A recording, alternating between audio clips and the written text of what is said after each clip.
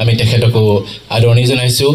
শিমলুগুৰি পৌৰসভাৰ সভানেত্ৰী মহোদয়াক অসম দৰ্শন আঁচনিৰ অধীনত নাজিৰা সমজিলাৰ 173খন ধৰ্মানুষ্ঠানক অনুমোদন পত্ৰৰ আজিৰ যি আনুষ্ঠানিক বিতৰণ কাৰ্যসূচী আপোনাক স্বাগতম জনাইছোঁ। আৰু লগে লগে আজি আমাৰ এই কাৰ্যসূচী আমি শুভাৰম্ভ কৰিবলৈ আমি আগবাঢ়িছোঁ। মুখ্য অতিথি কেন্দ্ৰীয় ৰাজ্যিক মন্ত্ৰী শ্ৰীযুত পবিত্ৰ মাৰ্ঘেৰিটা মহোদয়ক আমি তেখেতৰ আপোনালোকক কুশলে ৰাখে। এগৰাকী সাংসদ বা এই দেশৰ এই ৰাজ্যৰ এগৰাকী সাধাৰণ নাগৰিক হিচাপে, বিশেষকৈ অসমৰ এগৰাকী সাধাৰণ নাগৰিক হিচাপে অসম চৰকাৰৰ বা ডক্টৰ হিমন্ত বিশ্ব শৰ্মা পৰিকল্পিত এই যি প্ৰকল্প, সেই প্ৰকল্পই এক আধ্যাত্মিক সাংস্কৃতিক চিন্তা চেতনাৰে সমৃদ্ধ হৈ পৰিছে। তাৰ বাবে মই গৌৰৱবোধ কৰিছোঁ।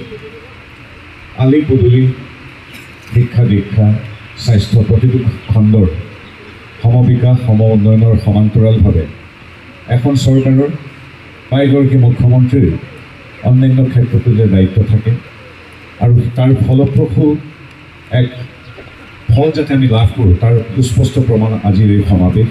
চহকী এই কথা বিশ্ব গম পোৱা নাছিল। প্ৰথমবাৰ কাৰণে প্ৰায় 10,000 আমাৰ চাহ বাগিচাৰ যুৱক যুৱতীয়ে দেশৰ মাননীয় প্ৰধানমন্ত্ৰীৰ সন্মুখত যেতিয়া ঝুমুৰ প্ৰদৰ্শন কৰিলে, সমগ্ৰ বিশ্বই দেখিলে আমি কিদৰে সাংস্কৃতিকভাৱে চহকী। মই ক'ব বিচাৰোঁ এইটোৱেই কথা যে আন্তঃগাঁথনি উন্নয়ন আৰু চৰকাৰৰ যিটো নিয়মিত উন্নয়নমূলক কাম, সেই কামবিলাকৰ সমান্তৰালভাৱে যা বহু কাম আছে, সেই কামখিনি চৰকাৰে কৰিছে। আৰু এগৰাকী ৰাজনৈতিক কৰ্মী হিচাপে নহয়, জিন্তুদা বেলেগ এটা ৰাজনৈতিক দৰ্শনত সমৰ্পিত, মই বেলেগ এটা দৰ্শনত সমৰ্পিত, কিন্তু এগৰাকী অসমীয়া হিচাপে, অসমবাসী হিচাপে য'ত সাধুভাত দিব লাগে সেইখিনি আমি মানিবই লাগিব। এতিয়া ঠিক সেইদৰে আমাৰ ধৰি লোৱা হ'ল আমাৰ চাও চেংৰা। মই প্ৰতিটো জাতি জনগোষ্ঠীৰ কৰিবলৈ বহুত দেৰি হ'ব।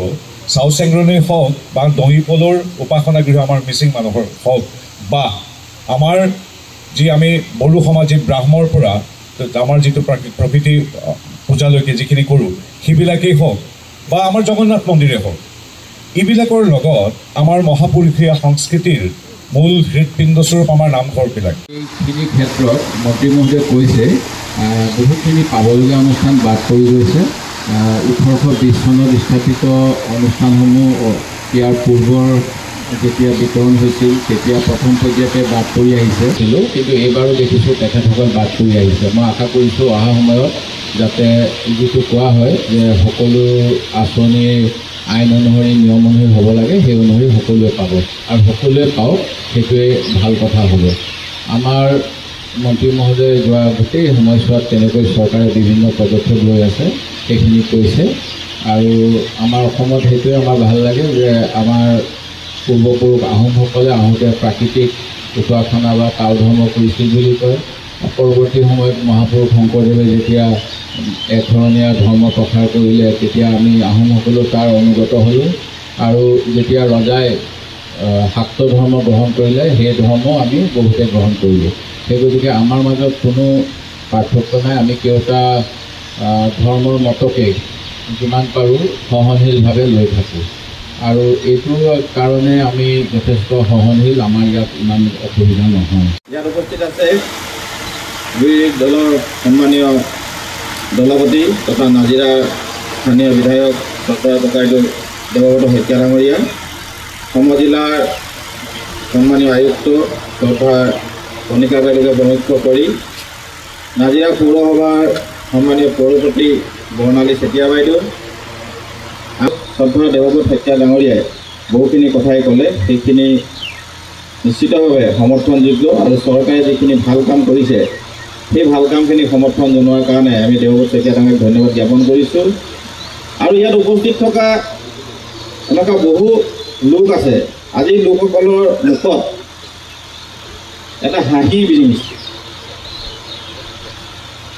কিন্তু বিগত সময়ত যেতিয়া লোকসভা নিৰ্বাচনৰ আগে আগে এই নামঘৰবিলাকক এটা ছাৰ্ভে চলিছিলে, তেতিয়া বহু লোকে যিসকলে ছাৰ্ভে কৰিছিলে সেইসকলক খুব তাচ্ছিল্য কৰা মন্তব্য আগবঢ়াইছিলে। যিবোৰ ইনিং কৰা হৈছে এইবোৰ নামঘৰ পোৱা নাযায় এইধৰণে বিভিন্ন ধৰণৰ কথা কোৱা হৈছিলে আৰু আমাৰ মুখতো শুনা পাইছিলোঁ আৰু বহু সময়ত এইটো বাইটো দিছিলে মিডিয়াৰ যোগেদি কিন্তু আজি অসমৰ মাননীয় মুখ্যমন্ত্ৰী মহোদয়ে যি কথা দিছিলে আৰু সেই কথামতে তেওঁ কামখিনি আগবঢ়াই নিলে আৰু আজি নাজিৰা সমষ্টিৰ 173টা নামঘৰে যি আজি চেংচন লেটাৰ তেওঁলোকে পাইছে বা পাব খুব কম সময়ৰ ভিতৰতে তেওঁলোকৰ একাউণ্টত 1.5 লাখ টকা সোমাব আৰু পৰৱৰ্তী পৰ্যায়ত সেই কামখিনি সুন্দৰভাৱে আগবঢ়াই নিয়াৰ পিছত আকৌ বাকী 1.5 লাখ টকা সোমাব।